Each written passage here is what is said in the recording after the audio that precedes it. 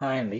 మనం ఈరోజు private income, personal income, personal disposable income or disposable personal income ఈ మూడు టాపిక్స్ డిస్కస్ చేద్దాం.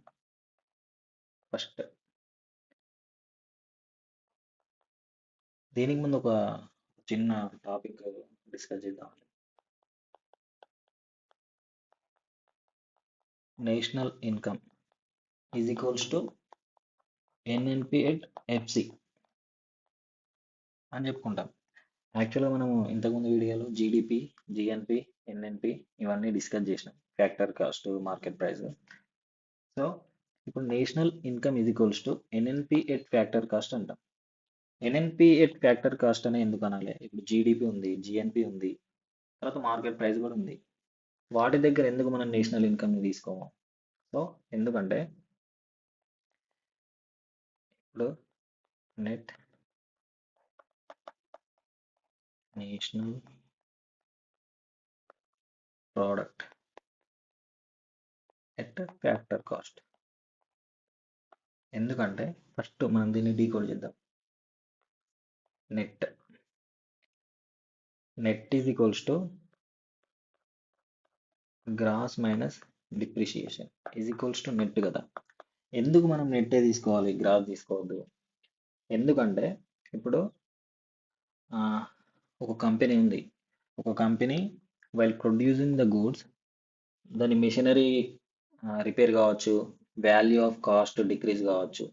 సో మనము ఒకవేళ గ్రాస్లో నుంచి డిప్రిషియేషన్, అదే విఆర్ అండ్ టిఆర్ అంటాం, దాన్ని తీసేయకపోతే ఏమవుతుందంటే మన ఇన్కమ్ అనేది ఆర్టిఫిషియల్లీ ఇన్ఫ్లేట్ అవుతుందండి. ఫస్ట్ పాయింట్, ఆర్టిఫిషియల్లీ ఇన్ఫ్లేట్ అవుతుంది.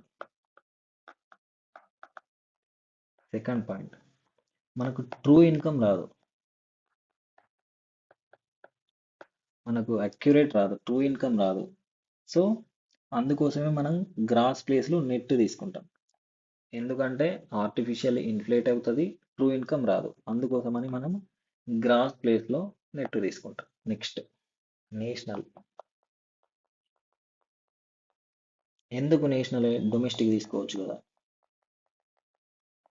ఎందుకంటే ట్రూ ఇన్కమ్ అనేది ఒక సిటిజన్కి సిటిజన్ పైన బిలాంగ్ అయి ఉంటుందండి. అంటే ఒక ఇండియన్ అమెరికా వెళ్ళి పనిచేసి డబ్బులు ఇంటికి పంపించినా దాన్ని కౌంట్ చేయాలి. సో నేషనల్ ఇన్కమ్లో కౌంట్ చేయాలి కాబట్టి మనము నేషనల్ తీసుకోవాలి. ఇప్పుడు డొమెస్టిక్ తీసుకుంటే ఏమవుతుంది? ఫారెన్ ట్రాన్సాక్షన్స్ డొమెస్టిక్లో రావు. ఇది ఓన్లీ బార్డర్కి ఇంపార్టెన్స్ ఇస్తుంది, with in the boundary. National అంటే సిటిజన్కి ఇంపార్టెన్స్ ఇస్తుంది.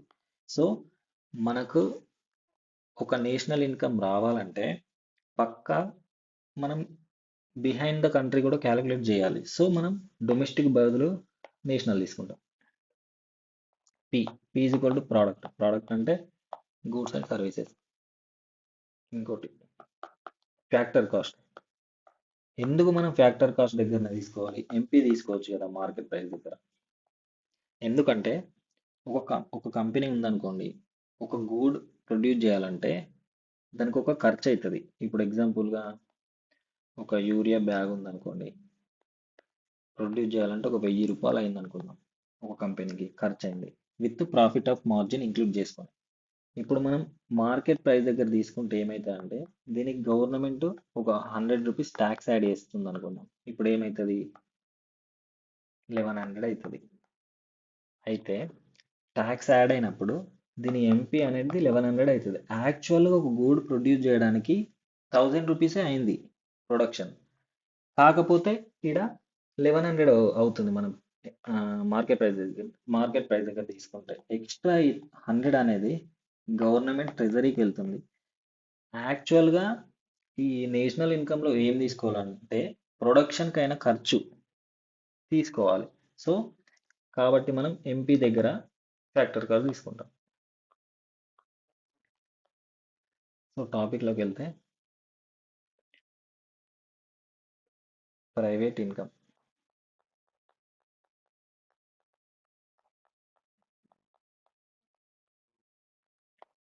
ప్రైవేట్ ఇన్కమ్ ప్రైవేట్ ఇన్కమ్ అంటే ఒక ఫార్ములా ఉంటుందండి ప్రైవేట్ ఇన్కమ్. యాక్చువల్గా ప్రైవేట్ ఇన్కమ్ అంటే ఏమంటే income earned from all sources and unearned transfers. Unearned transfers అంటే ఇప్పుడు పెన్షన్స్ ఎక్సెట్రా.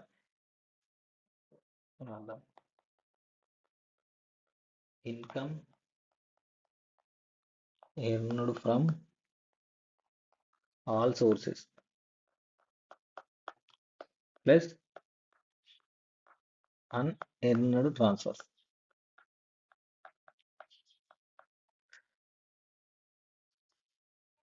సింపుల్గా చెప్పాలంటే all transactions plus unearned transfers.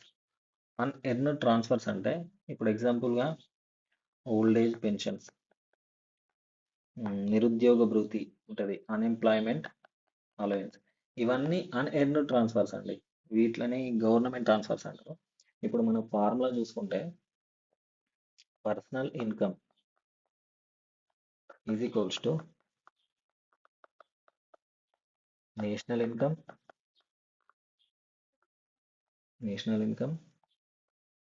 Plus national income plus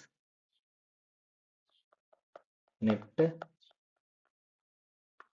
current transfers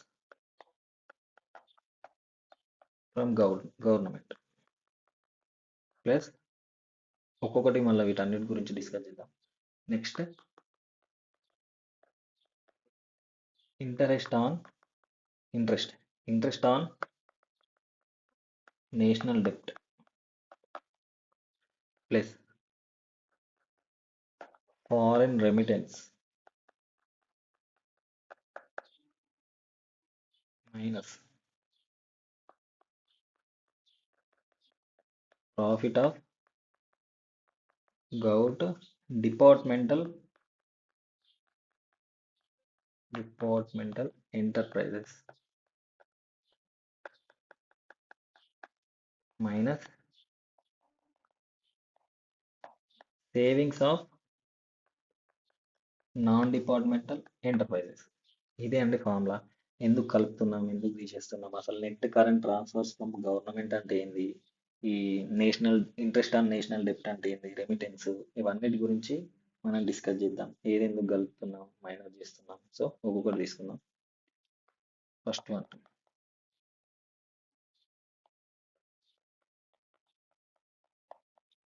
net current transfers of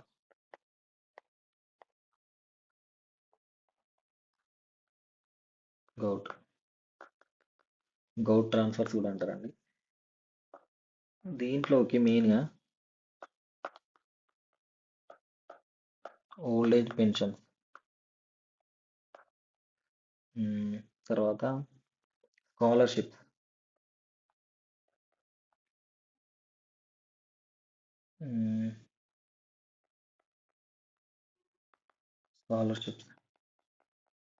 disaster relief, నిరుద్యోగ భృతి, దాన్నే unemployment allowance. ఈ వీటన్నింటినీ government transfers అంటారండి. ఈ ఏది కూడా నేషనల్ ఇన్కంలో క్యాలిక్యులేట్ కాదు. నేషనల్ ఇన్కంలో ఎందుకు క్యాలిక్యులేట్ కాదు? నేషనల్ ఇన్కంలో క్యాలిక్యులేట్ కావాలంటే ప్రొడక్షన్ జరగాలి. ప్రొడక్షన్ జరిగి లేదా ఎక్స్చేంజ్ ఆఫ్ గుడ్ జరగాలి. ఇప్పుడు ఇక్కడ చూసుకుంటే ఓల్డ్ ఏజ్ పెన్షన్స్ ఏం ఎక్స్చేంజ్ జరగదు, స్కాలర్షిప్స్ అంటే వెళ్ళిపోతాయి, మళ్ళీ ఎక్స్చేంజ్ ఏం రాదు, డిజాస్టర్ రిలీఫ్ అంతే, అన్ఎంప్లాయ్మెంట్ అలవెన్స్ కూడా అంతే. సో ఇక్కడ ఏ ఎక్స్చేంజ్ జరుగుతలేదు కాబట్టి మనం దీన్ని నేషనల్ ఇన్కంలో కౌంట్ చేయం. ఇది నెట్ కరెంట్ ట్రాన్స్ఫర్స్ అంటే ఇవి వీటి కిందకి వస్తాయి. 2 ఇంట్రెస్ట్ ఆన్ నేషనల్ డెప్ట్ అంటే ఏంటంటే ఇప్పుడు గవర్నమెంట్ ఉందనుకోండి, ఒక ప్రైవేట్ వ్యక్తి దగ్గర అప్పు తీసుకుంటుంది. అప్పు తీసుకుంటే మన గవర్నమెంట్ ఏం చేస్తుంది, దానికి ఇంట్రెస్ట్ కడుతుంది. సో ఈ ఇంట్రెస్ట్ అనేది ఒక ఇండివిజువల్ పర్సన్ ఖాతాలోకి వెళ్తుంది. సో దీన్ని కూడా మనము నేషనల్ ఇన్కమ్లా కౌంట్ చేయం. ఎందుకు కౌంట్ చేయమంటే యాక్చువల్గా ఈ అప్పుల్ని ఏమంటారంటే కన్జంప్షన్ లోన్స్ అంటారు. Consumption loans.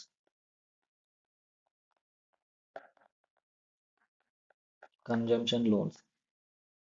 ఈ లోన్స్ని ఓన్లీ అడ్మినిస్ట్రేషన్ కోసము లేదా వార్ ఫండ్ వార్ ఫండ్ కోసము ఇట్లా ఓన్లీ దీనికోసమే యూజ్ చేస్తారు. దీన్ని ప్రొడక్టివిటీ కోసం యూజ్ చేయరండి ఈ లోన్స్ని. ప్రొడక్టివిటీ కోసం యూజ్ చేయరు కాబట్టి దీన్ని నేషనల్ ఇన్కంలో క్యాలిక్యులేట్ చేయరు. సో ఇంట్రెస్ట్ ఆన్ నేషనల్ డెప్ట్ అంటే ఏంటంటే గవర్నమెంట్ కొన్ని లోన్స్ తీసుకుంటుంది. ఎట్లా సెల్లింగ్ ద బాండ్స్ కానీ ఏ విధంగా కానీ ఒక ప్రైవేట్ వ్యక్తి దగ్గర లోన్స్ తీసుకుంటే రిటర్న్గా ఇంట్రెస్ట్ పే చేయాలి ఒక ప్రైవేట్ వ్యక్తికి. సో ఈ లోన్స్ని మనము ఈ ఇంట్రెస్ట్ని మనము నేషనల్ ఇన్కంలో క్యాలిక్యులేట్ చేయం. ఎందుకు చేయమంటే ఇది కన్జంప్షన్ లోన్స్ అంటారు. వీటిని ప్రొడక్టివిటీ కోసం యూజ్ చేయరు కాబట్టి మనం చెయ్యం. ఇంకోటి థర్డ్ వన్ రెమిటెన్స్. రెమిటెన్స్ అంటే మన ఫ్యామిలీ వ్యక్తి ఒకళ్ళు ఫారెన్లో పనిచేసి మన ఇండియాకి డబ్బులు పంపితే వీటిని రెమిటెన్స్ అంటారు. వీటిని కూడా నేషనల్ ఇన్కంలో క్యాలిక్యులేట్ చెయ్యం. ఫోర్త్ వన్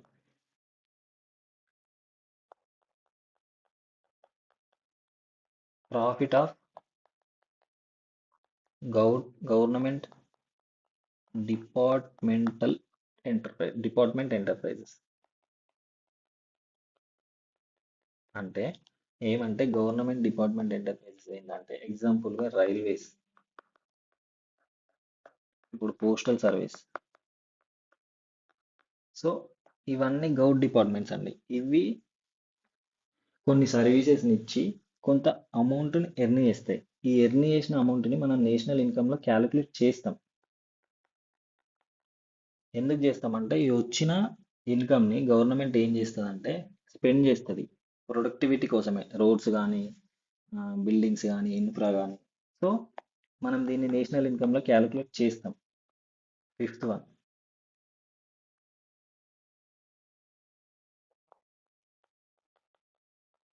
సేవింగ్స్ ఆఫ్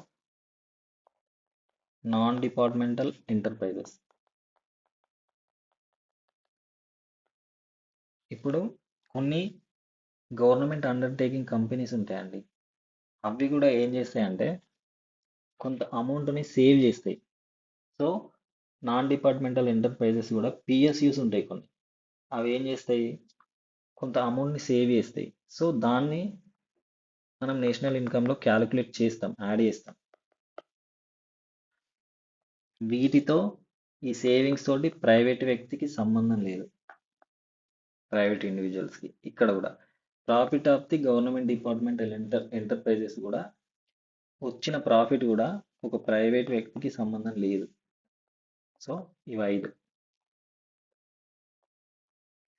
ఇప్పుడు ఎట్లా గుర్తుపెట్టుకోవాలనుకుంటే ఇవి ఇప్పుడు ప్రైవేట్ ఇన్కమ్ ఉందండి.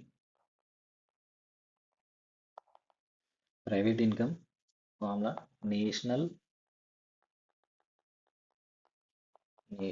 Income plus. ఫస్ట్ ఒక ఊహించుకుందాం. ఇప్పుడు గవర్నమెంట్ ట్రాన్స్ఫర్స్ ఉన్నాయండి. ఈ గవర్నమెంట్ ట్రాన్స్ఫర్స్ అనేటి డైరెక్ట్ ప్రైవేట్ వ్యక్తి దగ్గరికి వెళ్తాయి. ఇప్పుడు మన ఫ్యామిలీ ఒక పెన్షన్ ఉందనుకోండి, మన హౌస్ హోల్డ్లోకి వస్తుంది. సో అది ప్రైవేట్ ఇన్కమ్. సో ప్లేస్ చేయాలి. ప్రైవేట్ ఇన్కమ్ కావాలంటే మన చేతిలోకి వచ్చేదాన్ని ప్లేస్ చేయాలి. Plus interest and government.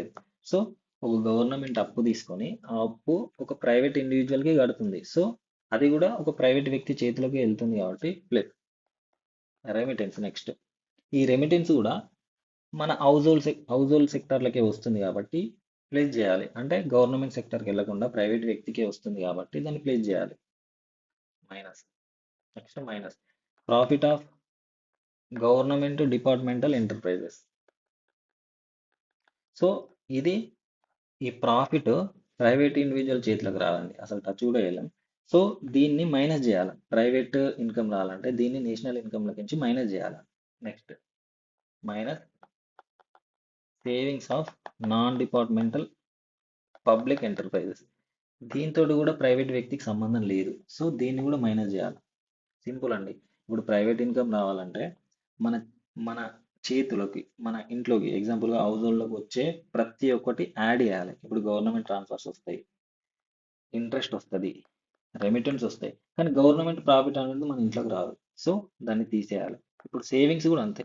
ఇది కూడా ఒక గవర్నమెంట్ సేవింగ్స్ కూడా మన ఇంట్లోకి రావు కాబట్టి దాన్ని మైనస్ చేయాలి. సింపుల్. మన దగ్గరకు వచ్చేటి ప్లస్ చేయాలి, మన రాని మైనస్ చేయాలి. సో అప్పుడు మనకు ప్రైవేట్ ఇన్కమ్ వస్తుంది. ఇంకోటి, ఈ మూడు ఎందుకు ప్లస్ చేస్తున్నామంటే ఇవి నేషనల్ ఇన్కమ్లో యాడ్ అవ్వండి, యాడ్ కావు కాబట్టి మనం ప్రైవేట్ ఇన్కమ్లో యాడ్ చేస్తున్నాం. ఇవి రెండు నేషనల్ ఇన్కమ్లో యాడ్ అయి ఉంటాయి. సో మనం ప్రైవేట్ ఇన్కమ్లో నుంచి మైనస్ చేస్తున్నాం అంతే. దీన్ని గుర్తుపెట్టుకుంటే సరిపోతుంది. Next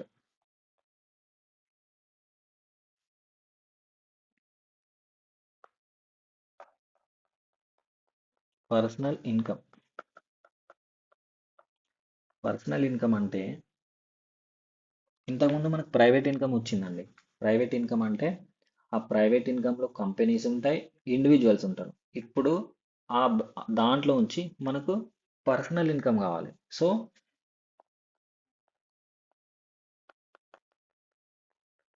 private income minus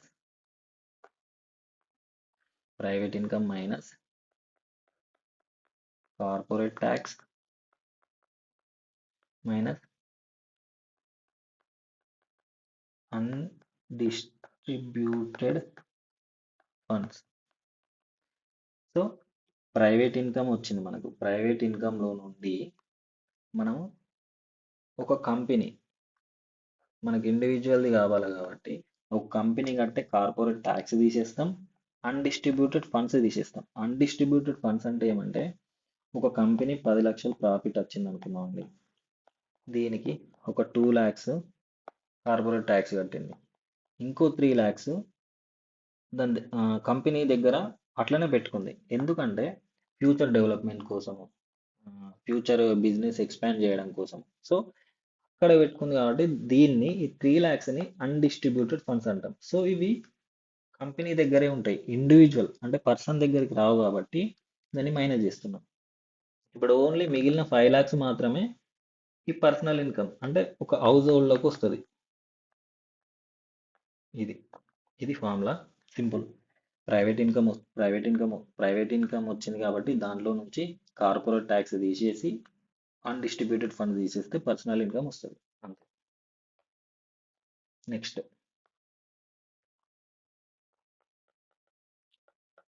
disposable personal income అంటే ఇన్ హ్యాండ్ క్యాష్ అండి. ఇది అంటే ఒక పర్సన్ ఖర్చు పెట్టుకోవడానికి వీలుగా ఉన్న అమౌంట్ అంటే actual cost left in hand after the payment of tax. సింపుల్గా రాద్దాం. యాక్చువల్ కాస్ట్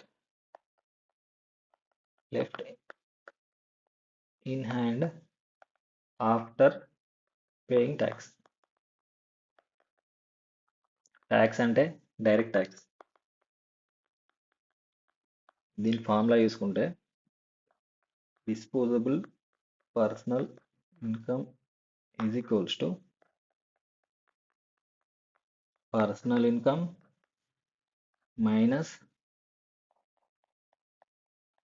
పర్సనల్ ట్యాక్స్ అంటే ఇన్కమ్ ట్యాక్స్ ఎక్సెట్రా ఇట్లా, మైనస్ మిస్లీనియస్ పేమెంట్స్ ఉంటాయండి.